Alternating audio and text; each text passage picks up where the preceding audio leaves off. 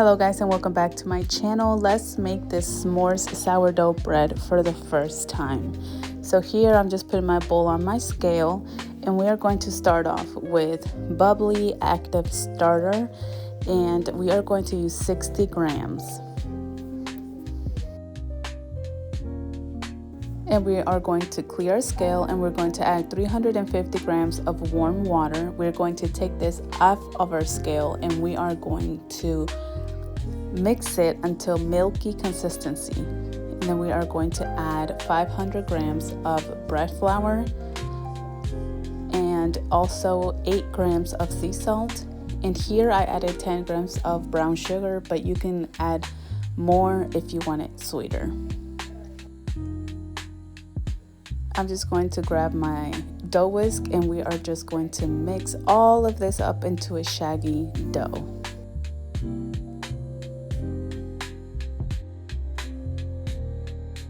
As you can see here, I do not like to waste anything, so I go in there, just kind of wet my hands a little bit, and I knead my dough just to make sure there's no dry big clumps of flour.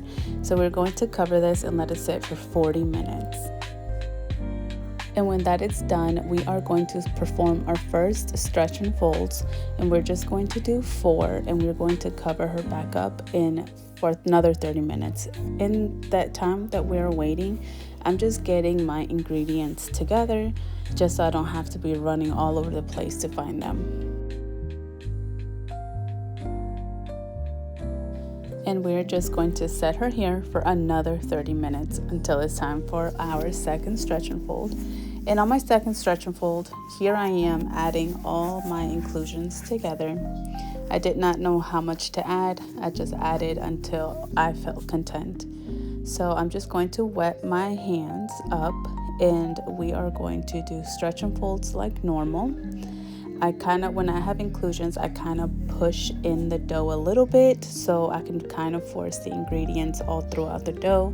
When that is done, cover her up another 30 minutes. We come back and we add more inclusions.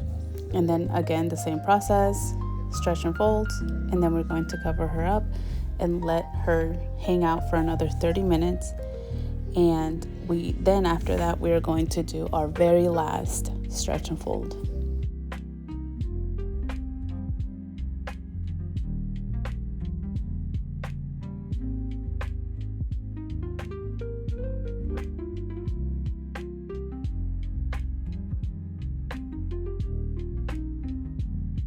So this is our last stretch and fold. For this one, I did a coil fold, which is a little more gentle with the dough. You add more air into the dough, and I just wanted to be more gentle because I have the inclusions.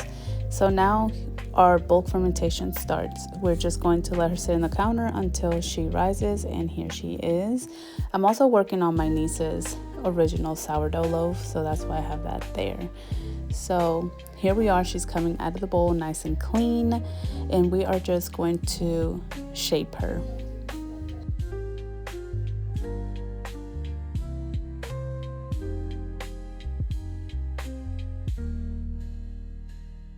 So here you're going to see me keep adding flour on the bottom, and that's because the marshmallows got warm and they were melting.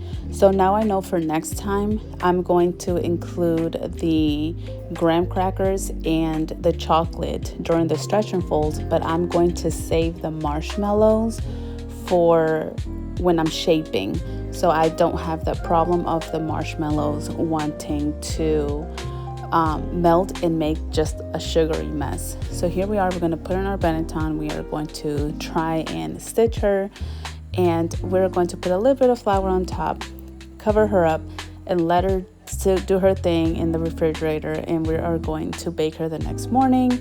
So here we are. I already have my oven preheated to 500. My Dutch oven has been in there for about 45 minutes, and I am ready to bake. So I take her straight out of the refrigerator without bringing it to cold room temperature or anything. Everything's cold. I'm gonna dump her out, and she looks really pretty.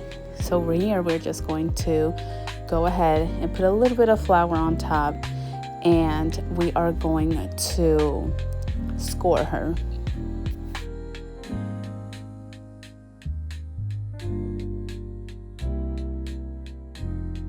I didn't know how to score her, so I just did a huge expansion scored on the side, and just grab my mittens, open up my cast iron, and just put her in there. And I'm going to bake her for 20 minutes with the lid on, and I'm just going to spray a little bit of water on top to help that steam generate.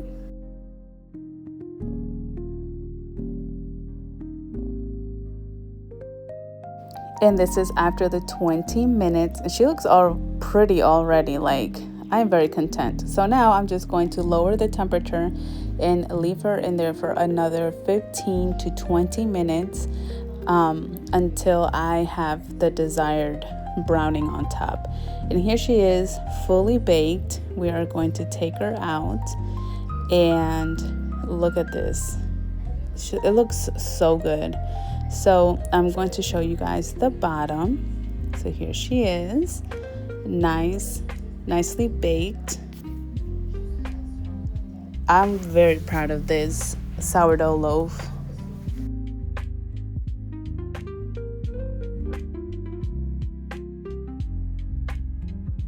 Alright, so now we are going to transfer her to a cooling rack, and we are going to let her cool for about 2 hours, and then I'm going to put it in a bread bag.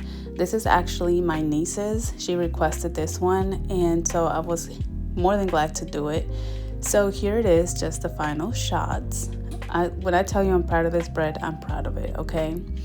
And I did request that as soon as she got home and she was ready to cut it, to send me a video of it.